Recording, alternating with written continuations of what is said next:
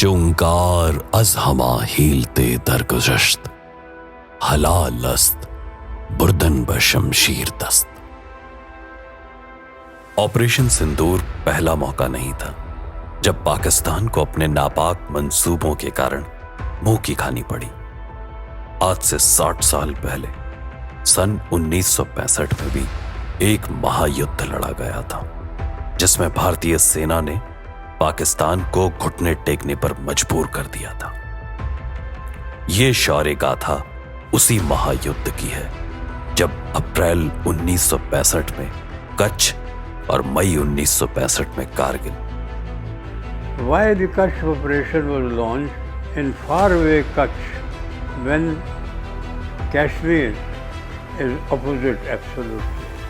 It was done because it was on a sideline, and therefore they thought that if India can fight a war even that far away, then they it will give us a better way to find out whether we are prepared for a war or whether we are still preparing for the war, and that is why the Kutch operation was launched. दोनों मोर्चों पर भारतीय सेना के अडिग हौसलों के आगे पाकी सेना को पीछे हटना पड़ा। दोनों बार मिली इन हारों से बौखलाकर पाकिस्तान ने ऑपरेशन जिब्राल्टर के तहत 8000 घुसपैठियों को कश्मीर घाटी में दाखिल कर दिया। मकसद कश्मीरी आवाम को भड़काकर विद्रोह करवाना, लेकिन बहुत कम आका था। पाकिस्तान ने कश्मीरी नागरिकों की देशभक्ति और भारत की सैन्य शक्ति दोनों को, और यह साजिश भी नाकाम साबित हुई। तलवार की नोक पर या एटम बॉम्ब के डर से कोई हमारे देश को झुकाना चाहे, दबाना चाहे, ये देश हमारा दबने वाला नहीं। Pakistan initiated the 1965 war without realizing the Indian resilience and the armed forces, what kind of response it will be. समय आ गया था लेकिन पाकिस्तान को उसके दुस्साहस के लिए एक कठोर दंड देने का। लेफ्टिनेंट जनरल हरबख्श सिंह के नेतृत्व में भारतीय सेना की पश्चिमी कमान ने इस बार सीज फायर लाइन के बाहर जाकर रणनीतिक और सामरिक दोनों रूप से अत्यंत महत्वपूर्ण हाजी पीर पास पर कब्जा कर लिया। In terms of territory, Pakistan lost very important Haji Pir Pass and also many areas in North Punjab which are adjoining Sialkot sector. इस पराजय से बौखलाकर पाकिस्तान ने अखनूर की ओर नापाक नजर कर ऑपरेशन ग्रैंड स्लैम लॉन्च कर दिया, लेकिन इस बड़े हमले को भी भारतीय सेना ने नाकाम कर दिया।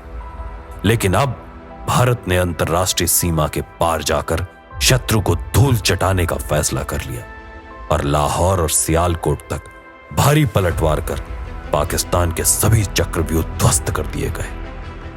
बैटल्स ऑफ फिलौरा, उर्की और डोगरई एक एक करके लेफ्टिनेंट कर्नल A.B. तारापुरे जैसे महानायकों के साथ मिलकर भारतीय वीरों ने अपने शौर्य और पराक्रम से पाकिस्तान के हर मजबूत गढ़ को नेस्त नाबूद कर दिया। इधर खेमकरण में CQMH अब्दुल हमीद जैसे शूरवीरों ने पंजाब के खेतों में आधुनिक और अजेय माने जाने वाले अमेरिकी पैटर्न टैंकों की कब्रगाह बना डाली। सैकड़ों वर्ग किलोमीटर का इलाका भारत के नियंत्रण में आ चुका था।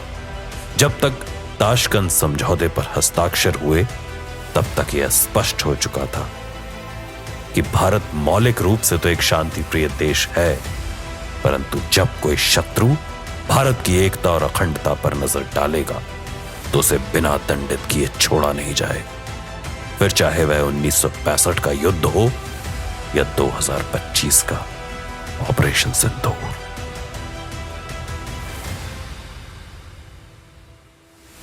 I salute all brave soldiers of Western Command and Indian Army who participated in 1965 war and won us laurels.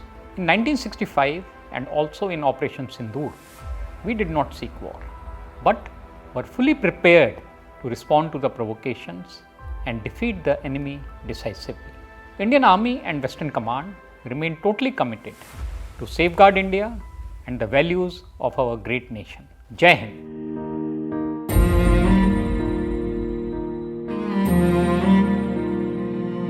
तेरी मिट्टी में मिल जावा, गुल बन के मैं खिल जावा, इतनी सी है दिल की आरज़ू।